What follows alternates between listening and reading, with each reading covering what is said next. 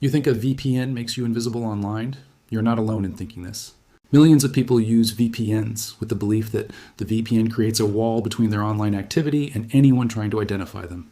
The marketing around VPN services reinforces this belief. No logs, military-grade encryption, complete anonymity. The FBI has successfully identified the real IP addresses of people using VPNs. It has done the same with people using Tor, the anonymity network specifically designed to make tracking users technically difficult. It has done so in cases involving serious federal crimes, and the court records of those cases are public documents that show exactly how the identification was accomplished. This video is not about helping anyone evade law enforcement. It is about helping you understand what your digital footprint actually looks like when you are using privacy tools, because understanding the gaps in your privacy protection is the prerequisite for actually protecting your privacy. We are going to go through 6 specific methods, documented in public court records and verified reporting, that the FBI uses to find real IP addresses behind privacy tools. For each one, we will explain what data is actually exposed, where it comes from, and what you can do to reduce your exposure. Let us start with the method that has compromised more privacy tool users than any other. Method 1, subpoenaing the VPN provider. The foundational marketing claim of virtually every consumer VPN service is the no logs policy. The provider tells you that they do not record your connection activity, that there is no log of which IP addresses you connected to or when, that therefore, even if law enforcement serves them with a legal demand for your records, there is nothing to hand over. This claim is true for some providers. It is false for many others. And even when it is technically accurate, the distinction between connection logs and other forms of metadata that providers do retain is often left unclear in marketing materials. A connection log records that your IP address connected to the VPN server at a specific time and disconnected at a specific time. If the VPN provider retains these logs and law enforcement subpoenas them with a valid legal order, the provider can tell investigators that a specific IP address, your home or phone IP address, was connected to the VPN at a specific time, which corresponds to the time the activity under investigation was conducted. This has happened in documented federal cases.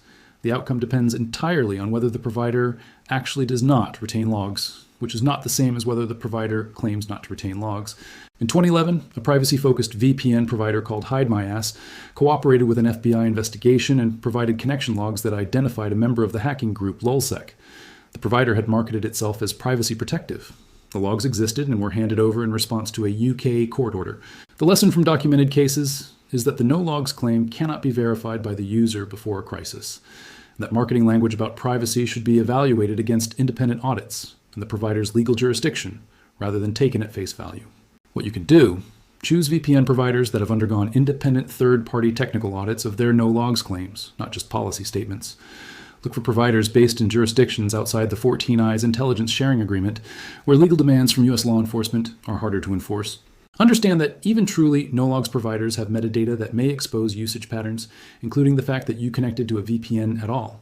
Method 2, traffic correlation attacks. This method does not require law enforcement to obtain records from the VPN provider or Tor exit node. It requires them to watch the internet traffic entering and leaving the anonymity system simultaneously. The underlying principle is statistical. When you send data through a VPN or Tor, the data is encrypted and routed through intermediary servers.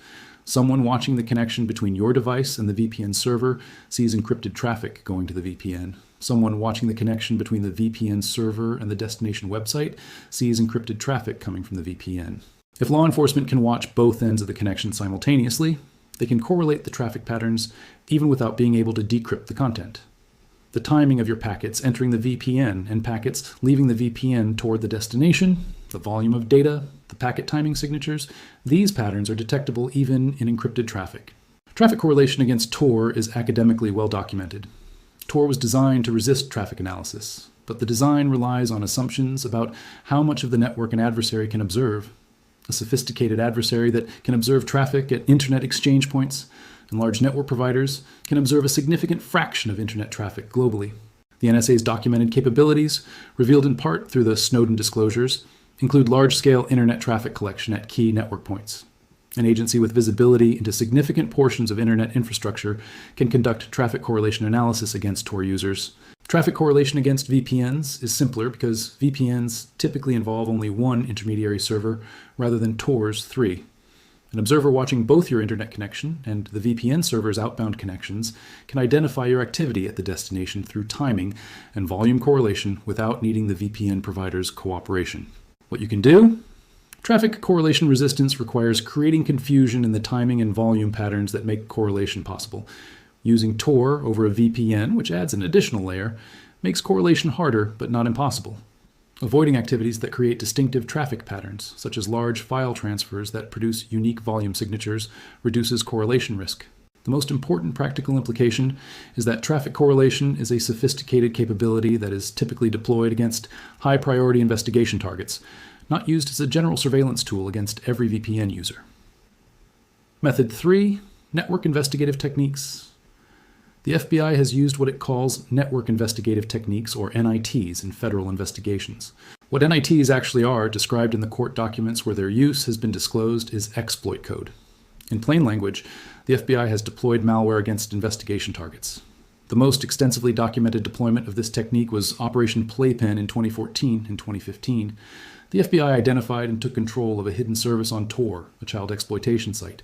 Rather than shutting the site down immediately, the FBI operated the site for approximately 2 weeks and deployed NIT code to visitors. The NIT was designed to cause each visitor's computer to send its real IP address, a unique identifier, and additional system information to an FBI server, bypassing the Tor anonymization. The NIT exploited vulnerabilities in specific versions of the Tor browser, which is based on Firefox, to extract information that Tor was supposed to conceal. The legal and constitutional issues raised by this technique, including whether a single warrant could authorize deployment against thousands of computers in multiple jurisdictions, produced ongoing legal proceedings. Some charges were dismissed because of questions about the warrant's scope. But the technical effectiveness of the technique in identifying users who believed Tor was protecting them is documented in those same court records. The implication for understanding the limits of Tor as a privacy tool is direct.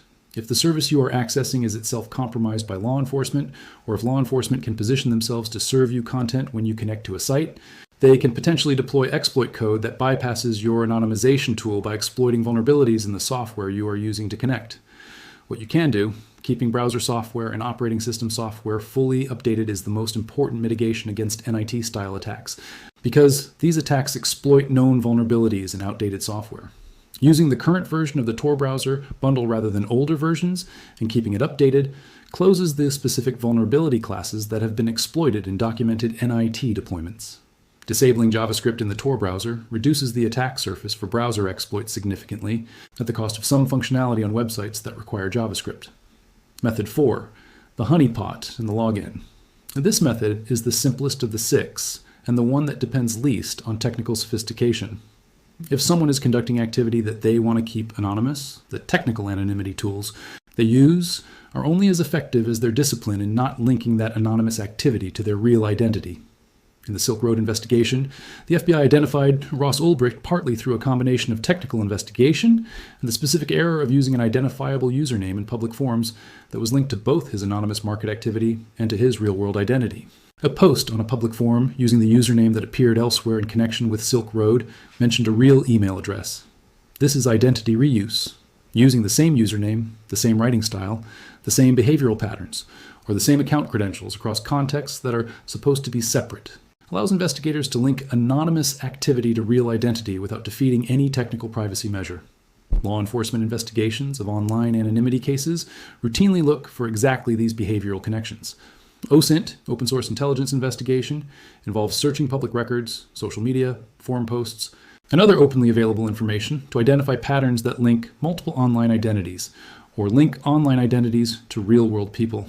Federal investigators have documented finding people through usernames reused across platforms, through the specific phrasing patterns that individuals use in writing that appear in both anonymous and identified contexts, and through small operational security errors like mentioning a real location, a real employment detail, or a real biographical fact that narrows identification. The honeypot variant involves law enforcement setting up or taking control of a service that investigation targets will connect to, then using the interaction to gather intelligence. This does not require technical capability to break encryption. It requires positioning to observe behavior that users believe is private. What you can do. Operational security in the behavioral sense is as important as technical tools. Do not reuse usernames across contexts that should be separate. Do not reuse passwords, which can be cross-referenced through credential databases from data breaches. Do not mention real biographical details in contexts intended to be anonymous. Recognize that writing style, word choices, and behavioral patterns are identifying characteristics that persist across technical anonymization. Method 5, metadata. That bypasses the VPNs encrypt the content of your internet traffic and mask your IP address at the destination. What VPNs do not protect against is metadata that exists outside the VPN tunnel or that your device generates in ways that do not pass through the VPN. Several specific metadata sources can expose real IP addresses even when a VPN is correctly configured and running. DNS leaks occur when your device sends DNS queries, the requests to translate website names into IP addresses, through your normal internet connection rather than through the VPN tunnel. If your VPN client is not configured to handle DNS queries, or if there is a configuration failure that causes DNS queries to bypass the tunnel, the DNS server your internet provider assigns you receives queries that reveal the websites you are trying to visit, along with your real IP address. WebRTC is a browser technology that enables real-time communication features like video calls. WebRTC needs to identify the device's local and public IP addresses to function. Browsers with WebRTC enabled will, by default, expose the real IP address of the device through WebRTC even when a VPN is active, because WebRTC bypasses the VPN tunnel for IP discovery. This WebRTC IP leak has been documented and tested extensively. Browser privacy auditing tools reveal the real IP address through WebRTC on browsers where it has not been specifically disabled, even with an active VPN connection. Law enforcement and private investigators who know to check for WebRTC leaks can identify real IP addresses that the VPN is supposedly concealing. MAC address logging is a third metadata issue. When you connect to any network, your device's MAC address, the hardware identifier of your network interface, is visible to the network you are connecting through.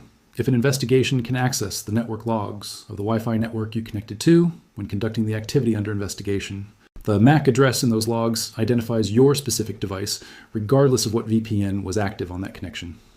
What you can do? Use a VPN client with DNS leak protection enabled, which routes DNS queries through the encrypted tunnel.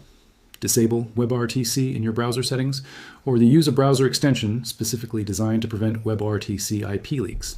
Enable MACI address randomization on your device, which is available in the settings of both Android and modern desktop operating systems, so that the MACI address your device presents to networks changes rather than being a persistent identifier. Method 6, account and behavioral fingerprinting. The final method does not involve any single technical exploit or data source. It involves the aggregation of multiple data points that individually seem minor, but collectively produce identification with high confidence. Browser fingerprinting is the most technically documented version of this. A browser transmits dozens of attributes about the device it is running on when it connects to any website. Screen resolution, installed fonts, browser version and extensions, operating system, graphics rendering characteristics, time zone. The combination of these attributes creates a fingerprint that is unique or near unique to a specific device. Research by the Electronic Frontier Foundation has documented that browser fingerprints are unique for approximately 87% of desktop browsers tested. If your browser fingerprint appears at an anonymous address at one time and at your identified real IP address at another time, an adversary with access to web server logs from sites you visit in both contexts can link your anonymous and identified activity through the fingerprint match. Behavioral fingerprinting extends this principle to patterns of activity rather than technical browser attributes.